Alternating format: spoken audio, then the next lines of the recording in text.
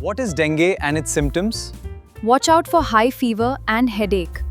Also muscle pain and skin rashes. See a doctor immediately. How to control and its symptoms?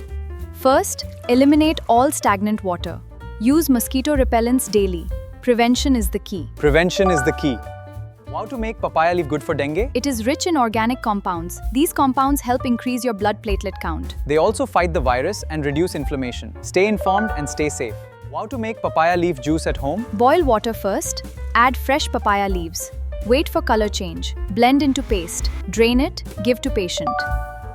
What are other home remedies for dengue? Hydration is key, so drink coconut water. It helps your body recover faster. Also try Giloy juice to boost immunity. It helps fight the infection. Stay safe by being informed. To summarize, these home remedies support your recovery from dengue. Please subscribe to Fresh Chilies for more informative videos. Thank you for watching. Stay healthy, stay blessed.